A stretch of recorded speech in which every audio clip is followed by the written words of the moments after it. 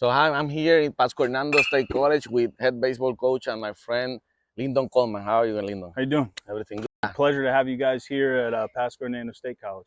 Perfect. Hey, we are here. I want to talk with coach about one former player that he has, Puerto Rican, Chris Arroyo.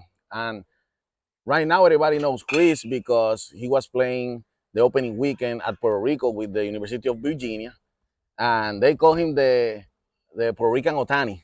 Yep. Because he's a two-way player. He pitches very well and also is a really good batter. So everybody knows because he's right now at a top Division One NCAA school, but not everybody knows that he played here at Pasco Hernando State College, Junior College, Division Two in Florida. Right now, ranked number one, right? You talking Pasco is, Yeah, yes. Yep. Pasco right now ranked number one, and he was a big part of the team last year. Correct. Yep. So I just want to know how was coaching, Chris? Well, Chris grew up in Puerto Rico, and then he ended up moving to the States and playing for Stoneman Douglas, one of the top high school baseball programs in the entire country. He hit in the 3-4 hole there for 2 years and was their number one pitcher. And he was fortunate enough to be able to get recruited by the University of Florida and go to University of Florida his freshman year. Unfortunately, things didn't work out there. He didn't get a hit as much as he would have liked, and he was out of the bullpen as a pitcher. So when the season ended, he decided to end up transferring and looking to go junior college. I was fortunate enough to coach him in Charlottesville in the Valley Baseball League, and get to know Chris and get to know his family very well. And he decided to come here to Pasco Hernando State College, where we used him as a two-way player. And he started our 7-inning game. He threw like 60 or 65 innings for us, and then also DH'd and hitting our two-hole. He ended up breaking the school record with home runs. Previous record was 15. He ended up hitting 19. He ended up hitting 403, and he was a first-team All-American for us last year, and ended up committing and going to the University of Virginia. Okay, so a couple things about Chris that people don't really know or understand. Is it's really hard to get recruited, and it's really hard to get developed, and it's really hard to get scouted if you're sitting on the bench. Okay, That's so right. and it's really difficult to get better at baseball if you're sitting on the bench. So the thing that I always encourage to everybody, no matter how good of a player you are out of high school, playing time is single-handedly Huge. the most important thing. Okay, so he was able to retool himself here. He was able to redevelop here, and he was able to showcase his talent and his ability to be able to play, so that he could, create a new opportunity for himself at the University of Virginia. And the other thing to note about that is a lot of people talk about the academics at the junior Junior college college. level, and it's not as good academically. Well, here in the state of Florida, we're very blessed to be a part of the state college system, and we have won the award for 7 or 8 years in a row in the country to have the best state college system for the state of Florida for education wise. And if you guys don't know this, Florida is the number 2 ranked public school in the entire country academically. And Arroyo went from Florida to Pasco to then University of Virginia. University of Virginia is the number 1 ranked public school academically in the entire country. So, when you're talking about academics and whatnot, Chris went from number 2 Division 1 NCAA academic school to us to then the number 1. And he didn't skip a beat academically.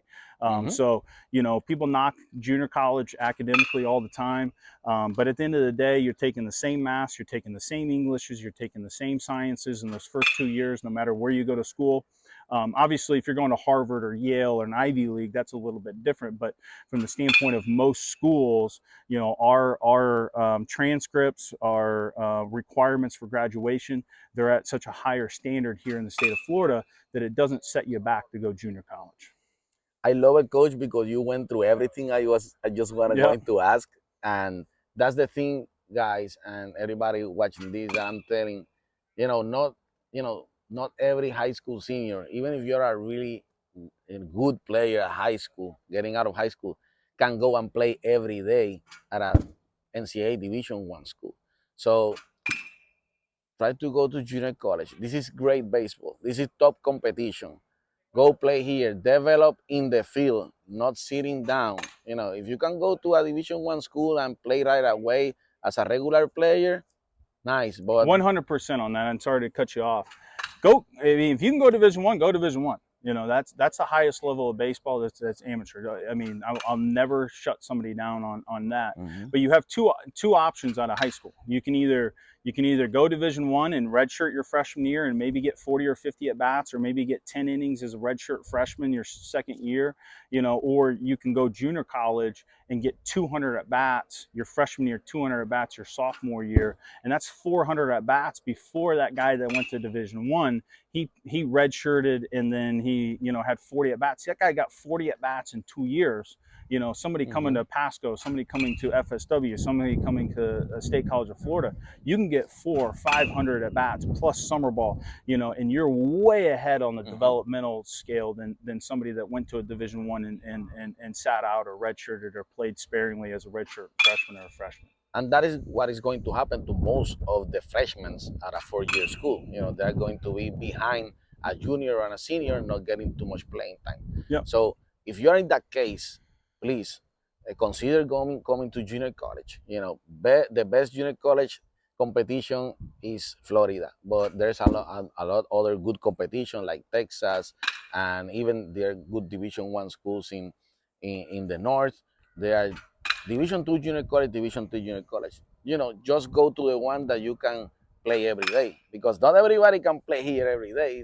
Here is top competition, but go to the junior college that best is suited for your skill set, and then you can transfer to a four-year university and complete your degree. As coach said, you will not miss a beat academically coming to junior college.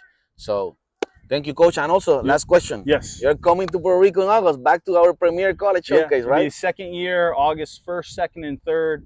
Looking forward to it. It's one of the best events I've ever been to, from a showcase standpoint, from the way that the competition, the level of players that was there, and the one thing that I learned, that was the first time that I was ever going to Puerto Rico. The passion, the love, the energy that you guys have for baseball is second to none, and never let that fade, in your guys' love and passion for the game.